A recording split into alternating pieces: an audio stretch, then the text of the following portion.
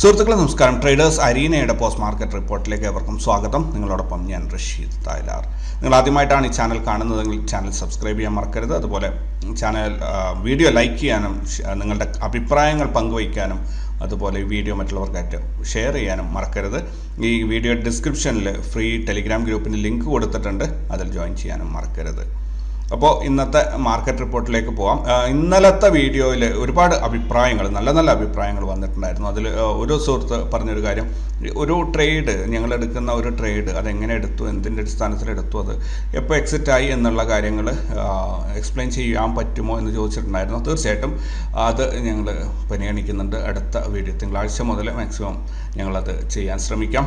അതുപോലെ ഒരുപാട് നല്ല അഭിപ്രായങ്ങൾ ഓരോരുത്തരായിട്ട് പറഞ്ഞിട്ടുണ്ടായിരുന്നു. തീർച്ചയായിട്ടും നിങ്ങൾ പറയുന്ന അഭിപ്രായങ്ങൾക്കനുസരിച്ചിട്ടാണ് ഈ വീഡിയോ കുറച്ചുകൂടെ നല്ല രീതിയിലേക്ക് എത്തിക്കാൻ സാധിക്കുക. പിന്നെ ഇവിടെ വേറെ ഒരാൾ പറഞ്ഞിട്ടുണ്ടായിരുന്ന മെസ്സേജ്, ഒരു അഭിപ്രായം എന്താണെന്ന് പറഞ്ഞാൽ, വീഡിയോ ഇന്ന് ഞാൻ പറയുന്ന കണ്ടന്റുകൾ, ഇപ്പോൾ ഈ വീഡിയോയിൽ പറയുന്ന കണ്ടന്റുകൾ ഓൾറെഡി കഴിഞ്ഞ ഡാറ്റ നിങ്ങൾ ഷെയർ ചെയ്തിട്ട് എന്താണ് കാര്യം എന്നുള്ളത്. ആ കഴിഞ്ഞ ഡാറ്റയിൽ നിന്നാണ് നാളത്തേക്കുള്ള എല്ലാ കാര്യങ്ങളും നമുക്ക് അപ്ഗ്രേഡിച്ചെടുക്കാൻ സാധിക്കുന്നത്. അതുകൊണ്ട് തന്നെ കഴിഞ്ഞ ഡാറ്റ ഹിസ്റ്ററിയാണ് എപ്പോഴും നമ്മൾ കെയർഫുള്ളായിട്ട് പോകേണ്ടത്. നാളത്തെ കാര്യം എന്നുള്ളത് നാളത്തെ പ്രവചനങ്ങൾ മാത്രമാണ്, സാധ്യതകൾ മാത്രമാണ് പറയാൻ പറ്റുക. പക്ഷേ ഇന്ന് കഴിഞ്ഞതിൻ്റെ കൺഫേം ആയിട്ടുള്ള റിപ്പോർട്ടുകൾ എങ്ങനെ ഉണ്ടായിരുന്നു ഓരോ ദിവസവും, അതിനകത്ത് ഒരുപാട് ഇൻഫർമേഷൻസ് ഒരുപാട് പേർക്ക് ലഭിക്കുന്നുണ്ട്. അത് അതിൻ്റേതായ രീതി, ആ സെൻസിൽ ആ റിപ്പോർട്ടിനെ സമീപിച്ചു കഴിഞ്ഞാൽ നാളത്തെ മാർക്കറ്റിൽ എന്തൊക്കെയാണ് സംഭവിക്കാൻ പോകുന്നത് എന്ന് ഏകദേശം ഒരു ധാരണ. കുറച്ച് ദിവസങ്ങൾ നിങ്ങൾ ചിലപ്പോൾ ഒരു ബ്ലൈൻഡ് ആയിട്ട് ഇങ്ങനെ പോകും, പക്ഷെ പിന്നീട് അതിൻ്റെ ഒരു ഫ്ലോ കിട്ടിക്കഴിഞ്ഞാൽ കൃത്യമായിട്ട് നിങ്ങൾക്ക് എന്തൊക്കെയാണ് സംഭവിക്കാൻ പോകുന്നത് എന്നുള്ളത് മനസ്സിലാക്കാൻ സാധിക്കും. നാളത്തേക്കുള്ളത് കൺഫേമായ കാര്യങ്ങൾ മാത്രമാണ് ഞാൻ ഷെയർ ചെയ്യുന്നത്. അതുകൊണ്ട് തന്നെ നാളത്തേക്ക് കൺഫേമായ കാര്യങ്ങൾ റാസ് ലെവൽസും അതുപോലെ മറ്റുള്ള കാര്യങ്ങളൊക്കെയാണ്. അത് തീർച്ചയായിട്ടും ഈ റിപ്പോർട്ടിൻ്റെ കൂടെ തന്നെ നിങ്ങൾക്ക് ലഭിക്കുന്നുണ്ടാവും. ആ ലെവൽസിൽ വ്യത്യാസങ്ങളൊന്നും തന്നെ വരാറില്ല. അതുകൊണ്ട് എനിക്ക് ഉറപ്പുള്ള ഒരു കാര്യം നിങ്ങൾക്ക് ഷെയർ ചെയ്യാണ്, അത് റാസ് ലെവൽസാണ്. അത് ഫോളോ ചെയ്യുക.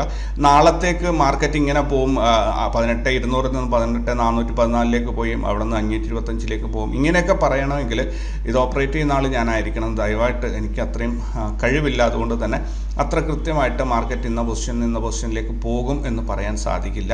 അത് വെറും ഒരു പ്രവചനം മാത്രമാണ്. അതിൽ 1% മാത്രമേ വിജയ സാധ്യത നമുക്ക് പറയാൻ സാധിക്കുള്ളൂ. അതുകൊണ്ട് ഇന്നത്തെ ഡാറ്റ അപഗ്രഥിച്ചിട്ട് അല്ലെങ്കിൽ ഇന്നത്തെ ഡാറ്റ വിശകലനം ചെയ്തിട്ട് നാളേക്ക് എന്തൊക്കെ സംഭവിക്കാൻ സാധ്യതയുണ്ട് എന്ന് മനസ്സിലാക്കുന്നിടത്താണ് ഒരു ട്രേഡറിൻ്റെ കഴിവ്. അത് ഞാൻ മനസ്സിലാക്കുന്ന രീതി ഒന്നായിരിക്കാം, നിങ്ങൾ മനസ്സിലാക്കുന്ന മറ്റൊരു രീതിയായിരിക്കാം. തീർച്ചയായിട്ടും ഓരോരുത്തർക്കും അവരുടേതായ ചില പോയിന്റ്സ് ഉണ്ടാവും. അത് നോട്ട് ചെയ്ത് കഴിഞ്ഞാൽ അവർക്ക് അടുത്ത ദിവസത്തെ ട്രേഡ് സക്സസ്ഫുൾ ആക്കാൻ പറ്റും.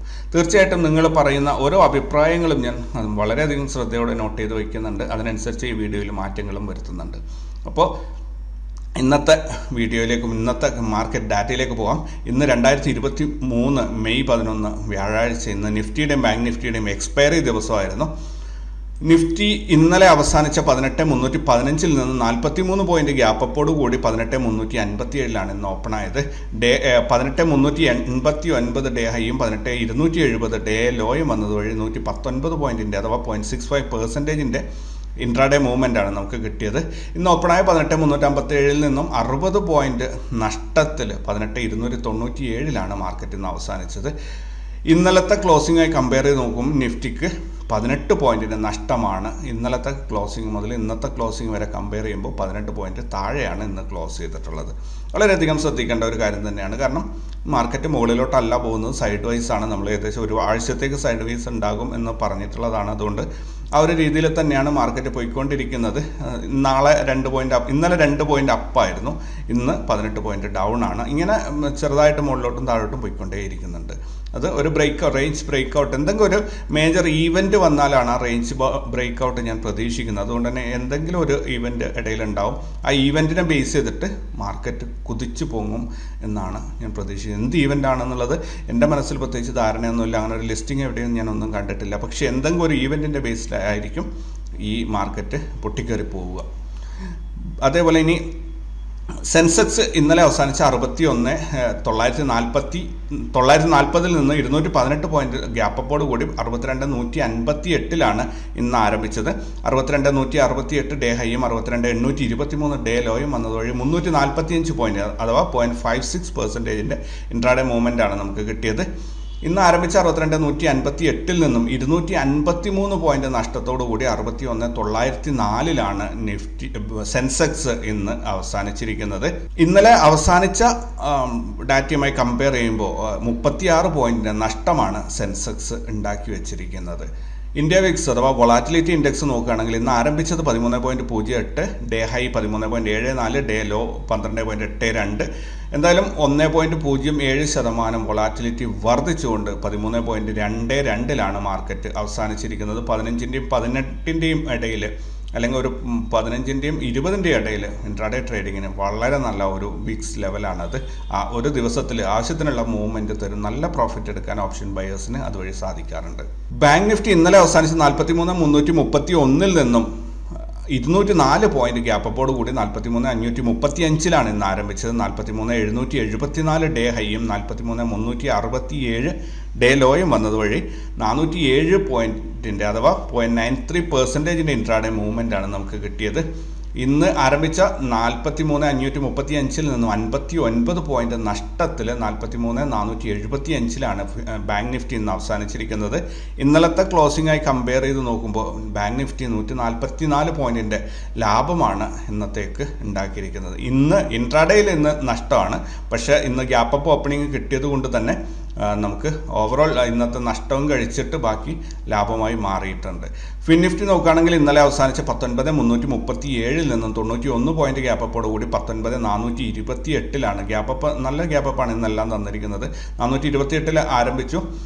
ഡേ ഹൈ 19,517 ഡേ ഹൈയും 19,366 ഡേ ലോയും വന്നതുവഴി 150 പോയിന്റിന്റെ അഥവാ 0.78% ഇൻട്രാഡേ മൂവ്മെന്റ് ആണ് നമുക്ക് കിട്ടിയത്. ഈ ഇൻട്രാഡേ മൂവ്മെന്റ് ഞാൻ പറയുമ്പോൾ നിങ്ങളവിടെ ശ്രദ്ധിക്കേണ്ടത്, ഒരു ഇൻട്രാഡേ ട്രേഡറിന്, അതും എസ്പെഷ്യലി ഓപ്ഷൻ ബയറിന് പ്രോഫിറ്റ് ഉണ്ടാക്കണമെങ്കിൽ ഇവിടെ 1% മൂവ്മെന്റ്, ഇൻട്രാഡേ മൂവ്മെന്റ് ഹൈയും ലോയും തമ്മിലുള്ള ഡിഫറൻസ് 1% കിട്ടുകയാണെങ്കിലാണ് ഒരു പ്രോപ്പർലി ഏതൊരു ഇൻട്രാഡേ ട്രേഡ് ഓപ്ഷൻ ബയറിനും പ്രോഫിറ്റ് ഉണ്ടാക്കാൻ സാധിക്കുക. അപ്പോൾ അതിൽ കുറവാണെങ്കിൽ അന്ന് പ്രോഫിറ്റിനുള്ള സാധ്യത കുറവായിരിക്കും എന്നാണ്. അതുകൊണ്ടാണ് ഈ ഒരു ഡാറ്റ ഇതിനകത്ത് ഉൾപ്പെടുത്തുന്നത്.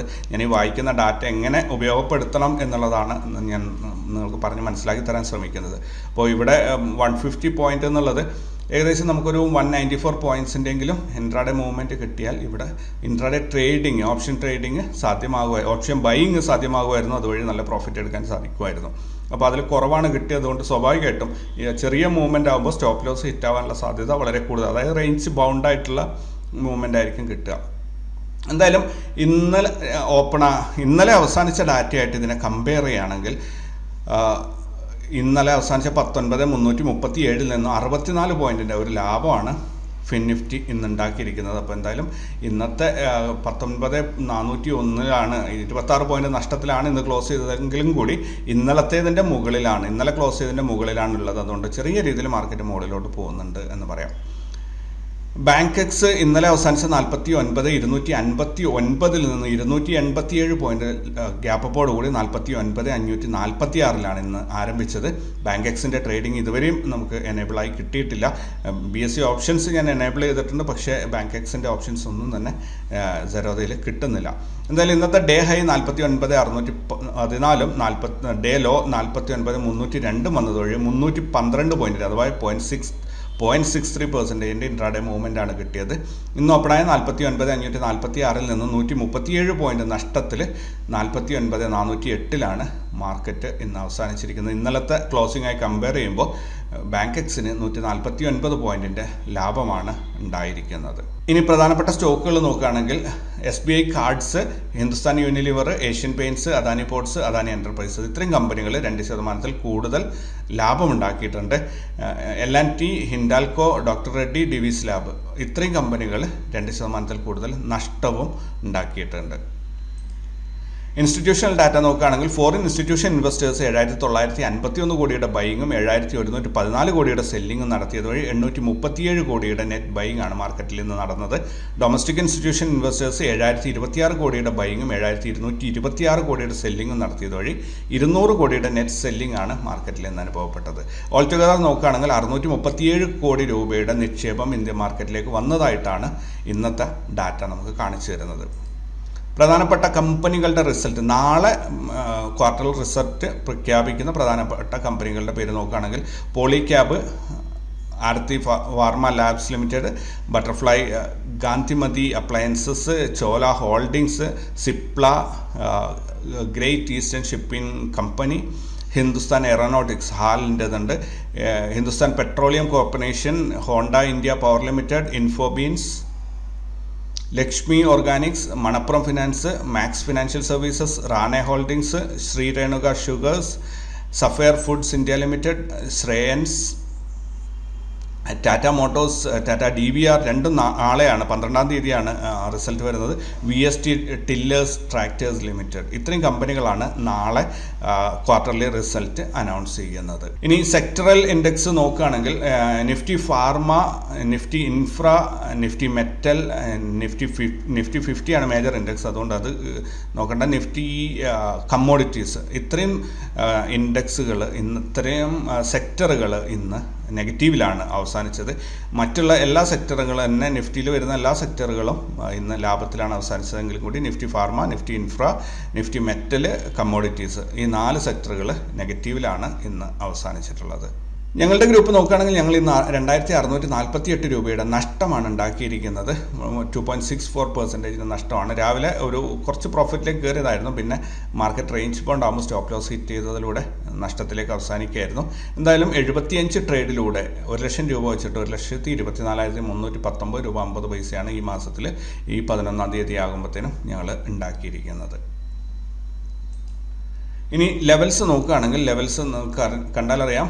ഇന്ന് നിഫ്റ്റി ഓപ്പൺ ആയത് യെസ്റ്റർഡേ ഹൈയുടെ മുകളിലായിരുന്നു, പിന്നെ ബ്രേക്ക് ഔട്ട് ലെവൽ, അതായത് 18,302 വന്ന് സപ്പോർട്ട് എടുത്തു, തിരിച്ച് മുകളിലോട്ട് പൊങ്ങി താഴോട്ട് വന്നു, മുകളിലോട്ട് പൊങ്ങി താഴോട്ട് വന്നു, അവസാനം എന്താ പറയുക ബ്രേക്ക് ഡൗൺ ലെവൽ 18,281 ടെസ്റ്റ് ചെയ്തിട്ട് മുകളിലോട്ട് തന്നെ പൊങ്ങി അവിടെ അവസാനിക്കുകയാണ് ചെയ്തത്. എക്സ്പയറി ഡേ ആയിട്ട് പോലും അതിനനുസരിച്ചിട്ടുള്ള ഒരു മൂവ്മെൻറ്റ് മാർക്കറ്റ് ഇന്ന് തന്നില്ല എന്നുള്ളതാണ്. പ്രതീക്ഷക്കനുസരിച്ചുള്ള സാധാരണ എക്സ്പയറി ഡേയിൽ ഒരു ബ്രേക്ക് ഡൗൺ, നല്ലൊരു ഫോൾ അല്ലെങ്കിൽ നല്ലൊരു റാലിയൊക്കെ കിട്ടാറുണ്ട്, പക്ഷേ ഇന്ന് നിഫ്റ്റിയിൽ അത് കിട്ടിയില്ല എന്നുള്ളതാണ് സത്യം. ബാങ്ക് നിഫ്റ്റി നോക്കുകയാണെങ്കിൽ യെസ്റ്റർഡേ ഹൈയുടെ മുകളിലായിട്ട് അല്ലെങ്കിൽ ബ്രേക്ക് ഡൗൺ R2-ന്റെ അടുത്തായിട്ട് ഓപ്പണായി നേരെ വന്ന് യെസ്റ്റർഡേ ഹൈയിൽ സപ്പോർട്ട് എടുത്തു. തിരിച്ച് ഇന്ന് ഹൈ വരും എന്ന് പ്രവചിച്ചിരുന്ന 43,618 ടെസ്റ്റ് ചെയ്തിട്ട് വീണ്ടും താഴോട്ട് വന്ന് റേഞ്ച് ബൗണ്ടായി നീങ്ങി. പിന്നീട് ഒരു ബ്രേക്ക് ഔട്ട് വരും എന്ന് കരുതിയിരുന്ന സ്ഥലത്ത് വെച്ചിട്ട് അതൊരു ഫാൾസ് ബ്രേക്ക് ഔട്ട് ആണ് എന്ന് തെളിയിച്ചുകൊണ്ട് മാർക്കറ്റ് തിരിച്ചിറങ്ങി വരികയാണ് ചെയ്തത്. ഇതിലൊക്കെയാണ് ഞങ്ങൾക്ക് ഇന്ന് ലോസ് വന്നിട്ടുള്ളത്. എന്തായാലും 2.8% വലിയൊരു ലോസ് ഒന്നുമല്ല, പക്ഷേ ലോസ് തന്നെയാണ്. അപ്പോൾ യെസ്റ്റർഡേ നമ്മൾ റാസ് ലെവൽസിൽ തന്നെ, അതായത് ഇന്നത്തെ റേഞ്ച് വരും എന്നൊരു പറഞ്ഞിരുന്ന ആ ലെവലിന് എത്രത്തോളം ഇമ്പോർട്ടൻസ് ഉണ്ട് എന്ന് നിങ്ങൾക്ക് ഇവിടെ മനസ്സിലാവുന്നുണ്ടാവും. ഫിൻ നിഫ്റ്റി നോക്കുകയാണെങ്കിലും വലിയ മൂവ്മെൻറ്റ്സ് ഒന്നും തന്നെ കിട്ടിയിട്ടില്ല. കാരണം ബാങ്ക് നിഫ്റ്റിയിൽ മൂവ്മെൻറ്റ് ഇല്ലെങ്കിൽ ഫിൻ നിഫ്റ്റിയിലും വളരെ സ്വാഭാവികമായിട്ടും മൂവ്മെൻറ്റ് ഉണ്ടാവാറില്ല. പക്ഷേ ഫിൻ നിഫ്റ്റിക്ക് ഒരു പ്രത്യേകതയുണ്ട്. അതൊരിക്കലും ഈ പ്രിഡിക്റ്റഡ് റേഞ്ചിൻ്റെ അല്ലെങ്കിൽ ഇന്നേക്ക് വരും എന്ന് പറയുന്ന ഈ യെല്ലോ ലൈൻസിൻ്റെ പുറത്തേക്ക് താഴെ ബോട്ടമാണ് ടച്ച് ചെയ്യുന്നതെങ്കിൽ ആ ബോട്ടം ലൈനിൻ്റെ താഴോട്ട് പോയില്ല. അതിന് ടോപ്പിൽ ഹൈ ആണ് വരുന്നതെങ്കിൽ എപ്പോഴും നിങ്ങൾക്ക് പ്രതീക്ഷിക്കാം ഈ ഹൈ വന്നിട്ട് അവിടെ നിന്ന് റിജക്ഷൻ ഉണ്ടായിട്ട് താഴോട്ട് പോകും എന്നുള്ളത്.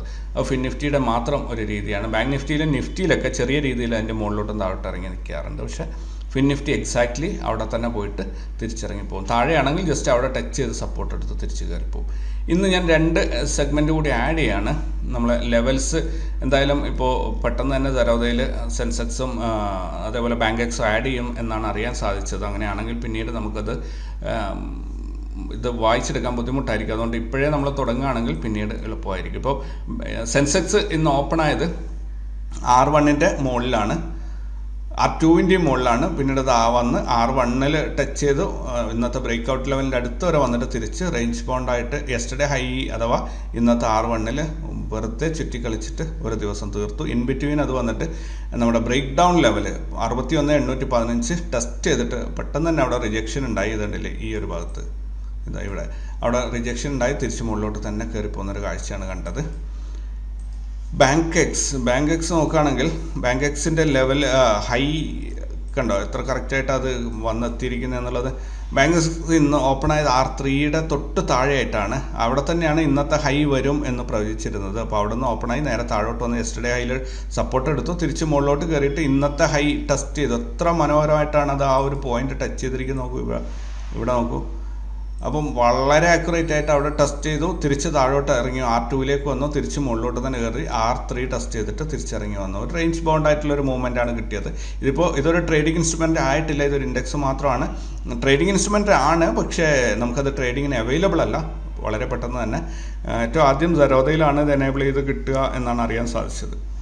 എന്നാൽ ഈ 15-ാം തീയതി മുതൽ ഇതിൻ്റെ എക്സ്പയറി ഡേറ്റ് ഫ്രൈഡേയിലേക്ക് മാറുകയാണ്. അതോടുകൂടി ഒത്തിരി ട്രേഡേഴ്സ് ബ്രോക്കറിനോട് റിക്വസ്റ്റ് ചെയ്യാൻ തുടങ്ങും ഈ ഒരു സംഭവം, പ്രത്യേകിച്ച് ഓപ്ഷൻ സെല്ലേഴ്സ്. ഓക്കെ, അപ്പോൾ ഇത്രയാണ് ഈ 5 ഇൻഡെക്സുകളെ കുറിച്ച് പറയാനുള്ളത്. ഇനി നമുക്ക് ഓവറോൾ അതിൻ്റെ ഒരു പാറ്റേൺ നോക്കാം. ഇതിനകത്ത് ഇവിടെ ഒത്തിരി പേര് എന്നോട് നാളെ എന്ത് സംഭവിക്കുമെന്ന് കൃത്യമായി പറയണം എന്നുള്ളത് പറയാറുണ്ട്. പക്ഷെ അങ്ങനെ ഒരു പറയൽ സാധ്യമല്ല. അതുകൊണ്ടാണ് ഞാൻ ഇത് നിങ്ങൾക്ക് കുറേ സൂചനകൾ മാത്രം തന്നിട്ട് വിടുന്നത്. എന്തായാലും മാർക്കറ്റ് ഈ ഒരു ലെവലിൻ്റെ ഈ റേഞ്ചിൻ്റെ ഉള്ളിലായിട്ട് തന്നെ നിൽക്കും എന്നാണ് ഞാൻ പ്രതീക്ഷിക്കുന്നത്. 18,234-ൻ്റെയും 18,400-ൻ്റെയും അത് ഹൈയും ലോയും ആയിട്ട് കുറച്ച് ദിവസം ഈ ഒരു റേഞ്ച് ബൗണ്ട് മൂവ്മെൻറ്റ് ഉണ്ടാകും എന്നാണ് പ്രതീക്ഷിക്കുന്നത്. 18,400-ഉം 18,234-ൻ്റെയും ഇടയിലായിട്ട് കുറച്ച് ദിവസം ഇങ്ങനെ ട്രേഡിങ് നടന്നുകൊണ്ടിരിക്കും. അത് ഒരു ദിവസം മുകളിലോട്ട് പോകും, പിറ്റേന്ന് താഴോട്ട് വരും, അങ്ങനെയൊക്കെ ആയിട്ട് ആ ദിവസങ്ങൾ തീർക്കും. കാരണം അവിടെ ഇപ്പോൾ ടൈം തീരേണ്ടതിൻ്റെ ഒരു ആവശ്യകതയാണുള്ളത്. അപ്പോൾ കുറേ സംഭവങ്ങൾ കൂൾ ഡൗൺ ആവാനുണ്ട്. അതോടുകൂടി വൺസ് ഇത് ഇവിടെ നിന്ന് ഇങ്ങനെ പോയിക്കൊണ്ടിരിക്കുമ്പോൾ ഇവിടെ നിന്ന് പല ക്യാൻഡിൽസ് ഇങ്ങനെ വന്നിട്ട് ഒരു ദിവസം കയറി അങ്ങ് പോകും. അതായിരിക്കും അതിൽ ഒരു മേജർ ഈവൻറ്റിൻ്റെ ബേസിലായിരിക്കും അത് കയറിപ്പോവുക. അത്രയാണ് എനിക്കിത് ഒന്ന് മനസ്സിലാക്കാൻ പറ്റുന്നത്. കാരണം പ്രത്യേകിച്ച് ഇതിന് ഒരു കാരണങ്ങൾ കിട്ടാതെ ഒരു റാലി തുടങ്ങാൻ പറ്റില്ല. അതുകൊണ്ട് തന്നെ എന്തെങ്കിലും ഒരു ഈവൻറ്റ് വരും, അതോടുകൂടി മാർക്കറ്റ് കത്തിക്കയറി അങ്ങ് പോകും. ഇനി ബാങ്ക് നിഫ്റ്റി നോക്കുകയാണെങ്കിൽ ബാങ്ക് നിഫ്റ്റിയിലും സെയിം തിങ് ഞാൻ നമ്മൾ ഡിസ്കസ് ചെയ്തതാണ് ഇത് ഓൾറെഡി. അതായത് 43,205-ൻ്റെയും 621-ൻ്റെയും ഇടയിലുള്ള ഒരു 400 പോയിന്റ് ഗ്യാപ്പിൽ അപ്പ് ഡൗൺ കളിച്ച് തീർക്കും എന്നാണ് നമ്മൾ മിനിഞ്ഞാന്ന് പറഞ്ഞിട്ടുണ്ടായിരുന്നത്. സോ ഈ ആഴ്ച നമുക്ക് ഇങ്ങനെ തന്നെ പോകണം. ഓപ്ഷൻ സെല്ലേഴ്സിൻ്റെ ഒരു സമയമാണ് എന്ന് പറയാം ഒരു പരിധി വരെ.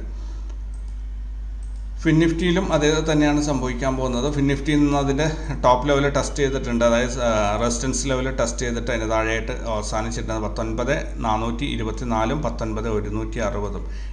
ഫിൻ നിഫ്റ്റിക്ക് ഇതിന് ആക്യുറസി കുറവായിരിക്കും ഈ പറഞ്ഞ ലെവലിൽ. കാരണം ഇത് ഒരു വല്ലാത്ത രീതിയിൽ ഓടിപ്പാഞ്ഞ് പോകുന്ന ഒരു ഇൻഡെക്സ് ആണ്. അതുകൊണ്ട് തന്നെ ഈ പറയുന്ന ലെവൽസ് വളരെ ആക്യുറേറ്റ് ആയിട്ട് ഫോളോ ചെയ്യണം എന്ന് നിർബന്ധമില്ല കേട്ടോ. അപ്പോൾ ഇത്രയാണ് ഇതിനെക്കുറിച്ച് പറയാനുള്ളത്. അപ്പോൾ ഇവിടെ ഇന്നലത്തെ റിക്വസ്റ്റ് എനിക്ക് ഇന്ന് ഫുൾഫിൽ ചെയ്യാൻ പറ്റിയിട്ടില്ല. കാരണം ഏതെങ്കിലും ഒരു ട്രേഡ് എക്സ്പ്ലെയിൻ ചെയ്ത് തരണം എന്ന് പറഞ്ഞിട്ടുണ്ടായിരുന്നു. പക്ഷേ ഇന്ന് ഞങ്ങൾ ലോസാണ് ഉണ്ടാക്കിയത്. അതുകൊണ്ട് തന്നെ ലോസ് ഉണ്ടാക്കിയ ഒരു ട്രേഡ് എക്സ്പ്ലെയിൻ ചെയ്യുന്നതിൽ വലിയൊരു രസം ഉണ്ടാവില്ല. അതുകൊണ്ട് ഞാൻ അത് തിങ്കളാഴ്ചത്തേക്ക് മാറ്റി വെച്ചിരിക്കുകയാണ്. സോ ഇത്രയാണ് ഇന്നത്തെ ഒരു വീഡിയോയിലുള്ളത്. പുതിയ വീഡിയോ ആയിട്ട് നാളെ കണ്ടുമുട്ടാം. Thank you very much.